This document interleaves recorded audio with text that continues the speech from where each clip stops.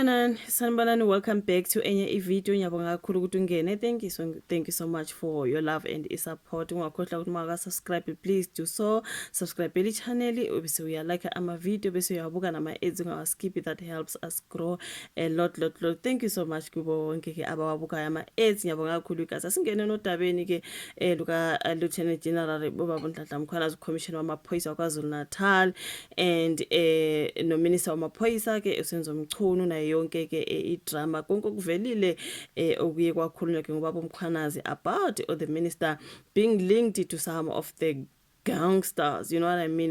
Kuningi nje lapha nabafowethu sizwile ukuthi umongameli utheke uzothi uyibhekisisa le ndaba abafowethu, and mina guys bebebhalile bethi umongameli Ramaphosa uthembise ukuzisukumela lezi insolo ezishaqisa ezenziwe ngumcommissioner wamaphoyisa kwaZulu Natal uLieutenant General Nhlanhla Mkhwanazi. Ramaphosa uthi izinsolo zikaMkhwanazi ukuthi ungqongqoshe wamaphoyisa umnomzana uSenzo Mchunu usondelene nezigebengu zidinga ukusukunyelwa ngokusheshsha njengoba bebhalile kayisolezwe. So bathi kusho lokho ngesikhathi ekhuluma ke nabezindaba ohambeni lwakhe lwaseBrazil izolo. Ramaphosa uthe izinsolo ezenziwe uMkhwanazi zibucayi kakhulu, wathi awukwazi ukuziba ke lezi zinsolo ngoba sithinta ke ezokuphepha kwezwe.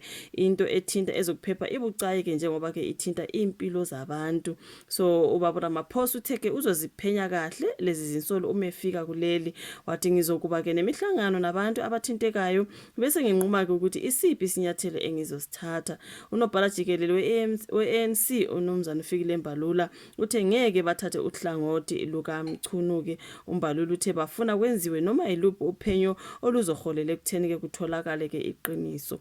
So kusho lokho ngesikhathi ekhuluma ke nabezindaba ke izolo basho ke ubaba uMbalula uma iParliament libona ukuthi kufanele kube nophenyo kufanele uluqalwe ngokusheshsha kuphenyo, akufanele balindele ukuthi ke bazokuzwa ngathi. So kuMbalula ukuthi uRamaphosa uzofika kuleli namhlanje njengoba ke saseBrazil. Mhlawumbe nizobuka ivideo unamhlanje simshoye senguyizolo, right?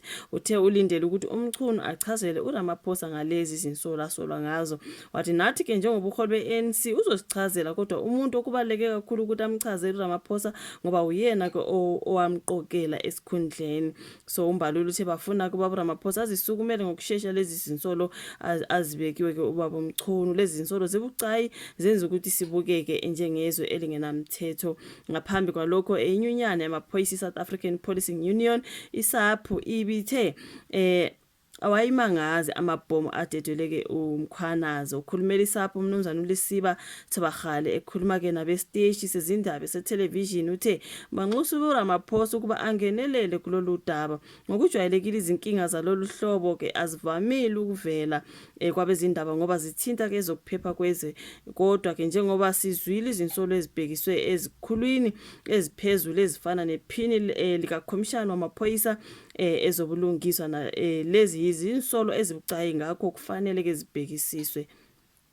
Bekhuluma ke uThobagale Ramaphosa kufanele angenelele ngaphambi kokuba isimo siphume nje esandleni. Udalula ukuthi nabo bake bambhalela umengameli bephakamisa ukuthi ake abukisise ezinye izingqinamba ezithinta ezobuholi, kodwa ke bangathola ke impendulo ezobunhloli, mhlambe bangayithola impendulo. Utheke banethemba lokuthi njengoba sekuvele lezi zinsolo umongameli uzosisukumela phezulu. Khona manjalo nje usihlalo wekomiti lamaphoyisa eParliament umnumzana Ian Cameron uthe kufanele icatshangwe nendaba yokumisa isikhashana uMchunu ngezinsolo ezenziwe uMkhwanazi. uCameron uthe ukumisa komuntu kuyinto ejwayeleke ukwenziwa ke uma kunezinsolo ezifana nalezi, kusuke kwenzela ukuthi kuvikele isikhungo kanjalo ke nophenyo olusuke luzokwenziwa ngalowo muntu ke.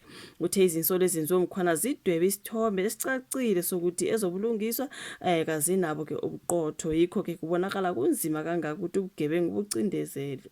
So yeah, engathi bathi umongameli umefika nje uzobhekana nalolu daba ke elwezinsolo yeke zaphuma neCommissioner wamaphoyisa kwaZulu Natal ethi hey kunabo Vosumuzi Khet Matlala kunabo Brown Mogotsi kuningi ukuthi into babusibiya, you know what I mean. Angazi bafike lolu daba lusa trend abafowethu salokhu siliphethe nje ngoba nje luya trend. Usuyathi uyathi lona uthi uyangale yilona kuqhamuka okunye kubhobo kokunye uthi usathi ngiyaluziba.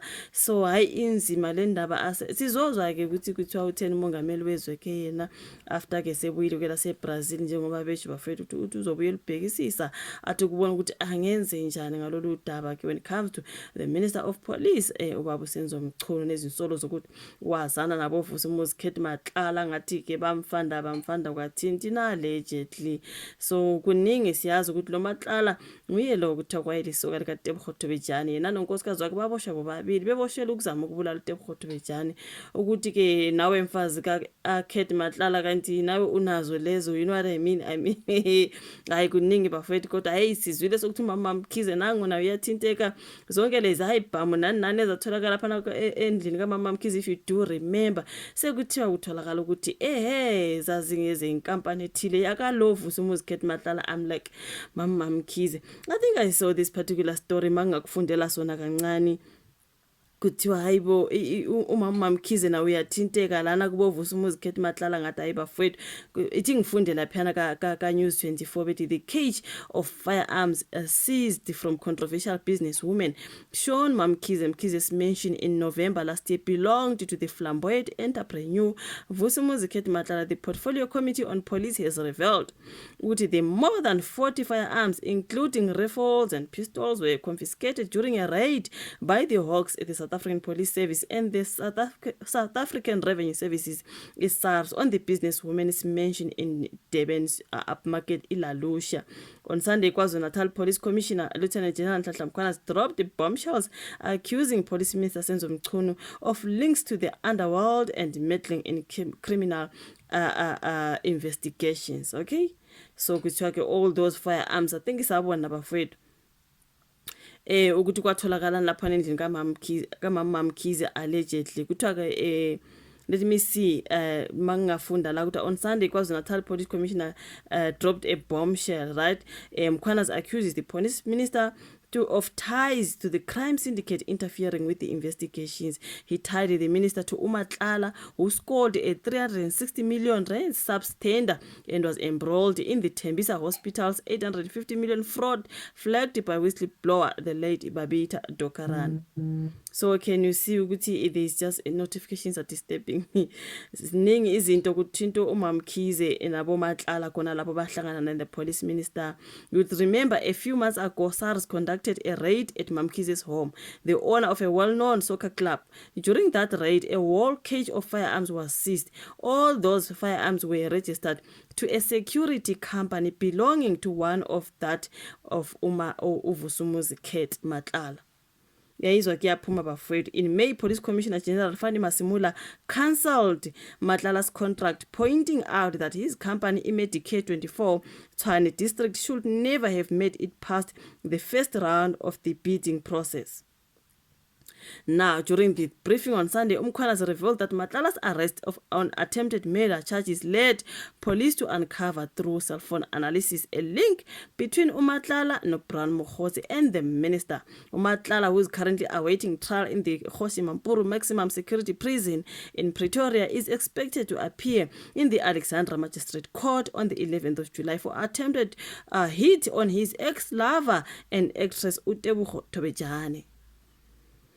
So uyabona ke ukuthi Vusumuzi Khet Matlala, the Minister of Police, now abo Mkhize, I'm like hayi mama Mkhize surrender mama, I really didn't think so. Hayi ngeke bafethu kuningi nje okuphutshukayo awusazi ukuthi yini enye futhi ezovela ithi pushing ngoba hayi ngeke. It's just a whole lot bafethu. I see abantu abaningi bethi the general Nhlanhla Mkhwanazi have to be protected at all costs ngoba hey hayi asazi uzoshiva la ka comment section ngalolu daba, like i video, subscribe, share, sesiyohlangana kwezayo. Bye.